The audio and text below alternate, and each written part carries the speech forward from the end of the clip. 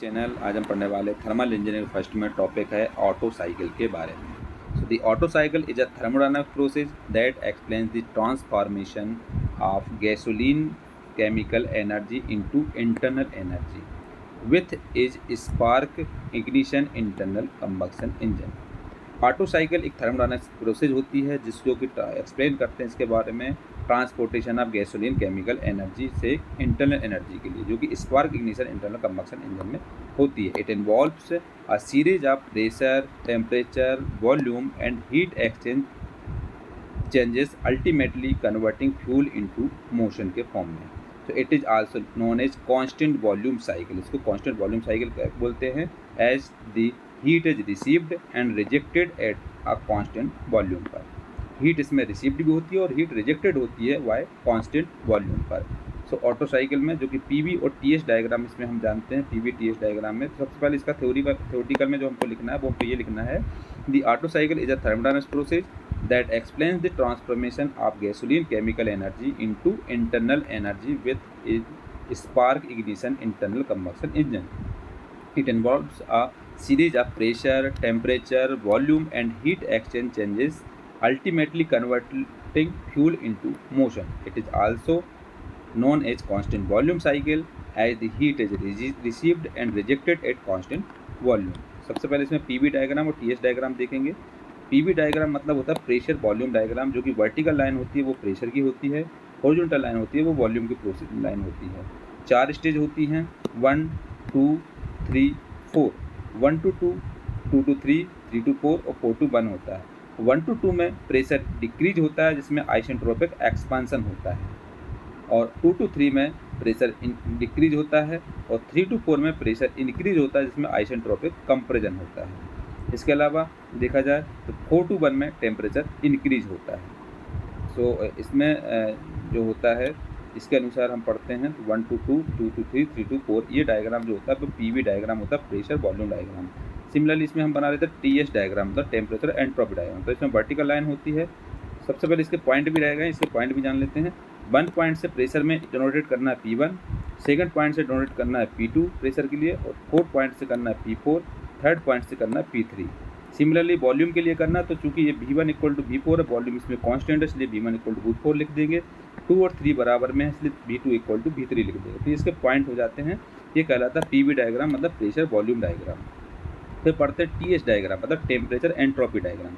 Vertical line है इसको temperature donate करते हैं, हॉरिजॉन्टल लाइन है उसको एंट्रोपी डोनेट करते हैं एस से।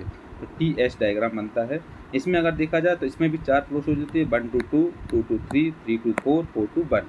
सो 1 to 2 में क्या होता है, टेम्परेचर डिक्रीज होता है, और 2 to 3 में टेम्परेचर डिक्रीज होता है, इसमें कांस्टेंट वॉल्यूम होता है, और 3 to 4 में टेम्परेचर इंक्रीज होता है, और 4 to 1 में टेम्परेचर इंक्रीज होता है और इसमें कांस्टेंट वॉल्यूम होता है। तो 1 to 4 to 1 और 2 to 3 में कांस्टेंट वॉल्यूम होता है। यहाँ पर कांस्टेंट वॉल्यूम, ये भी कांस्टेंट वॉल्यूम।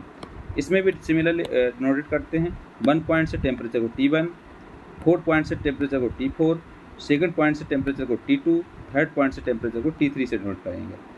एंट्रोपी में करेंगे तो S3 इक्वल टू S4 है, दोनों बराबर हैं, और 1 इक्वल टू 2 है तो S1 इक्वल टू S2 हो जाएगा। तो इस तरीके से जो डायग्राम बनता है वो टीएस डायग्राम होता है, जिसको हम टेम्परेचर एंट्रोपी डायग्राम बोलते हैं।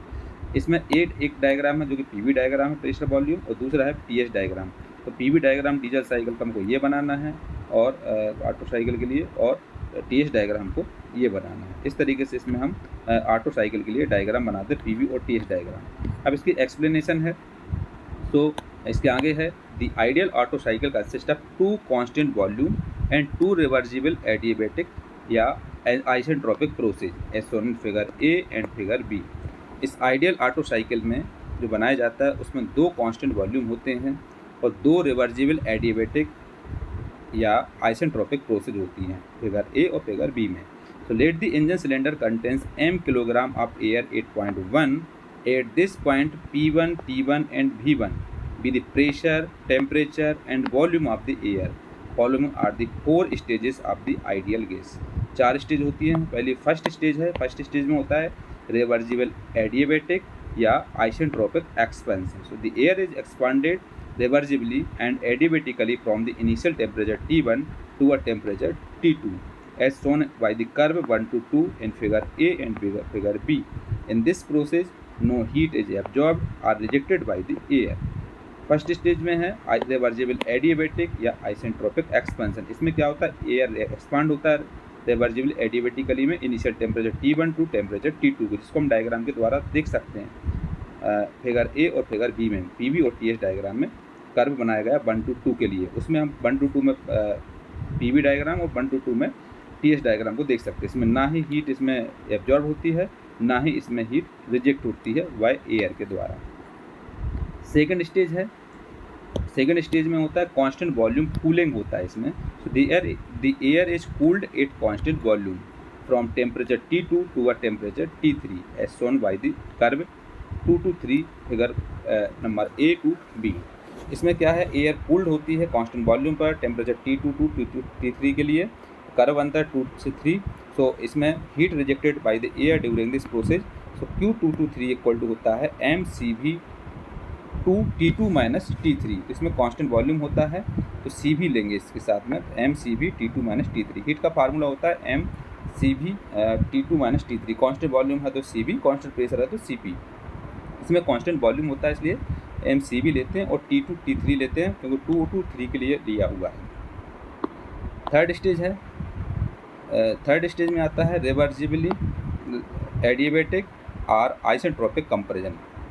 So the air is compressed reversibly and adiabatically from temperature T3 to a temperature T4 as shown by the curve 3 to 4 in figure A and figure B. In this process no heat is absorbed or rejected by the air.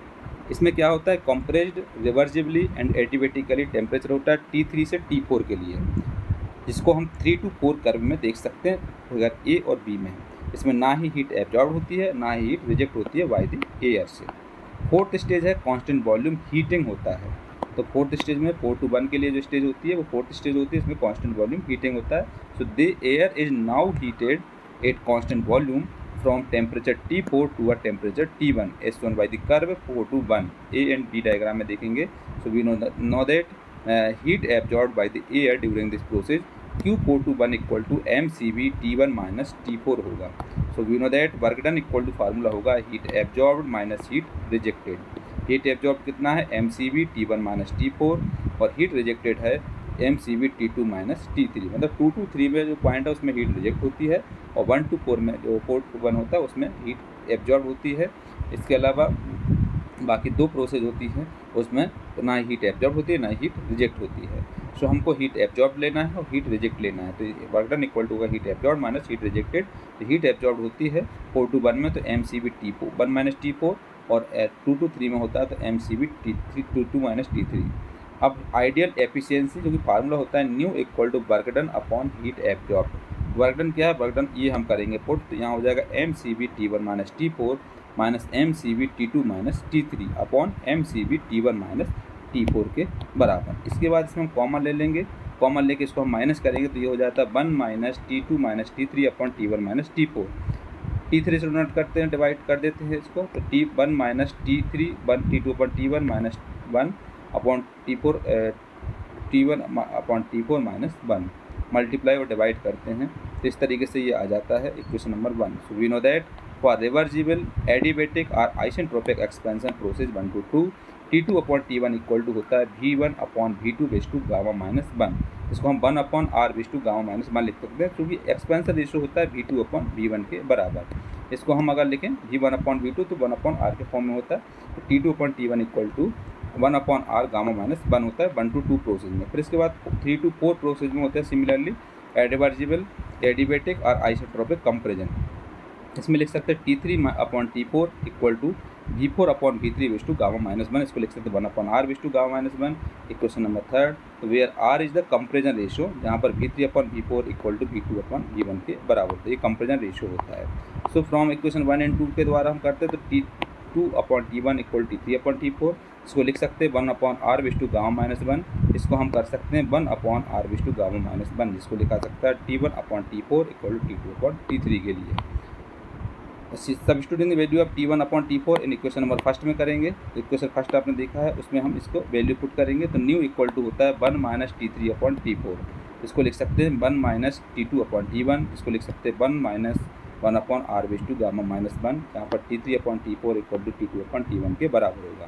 Comparison ratio R equal to रहेगा total cylinder volume upon clearance volume, क्योंकि total cylinder volume होता है clearance volume plus stroke volume upon clearance volume हो जाएगा।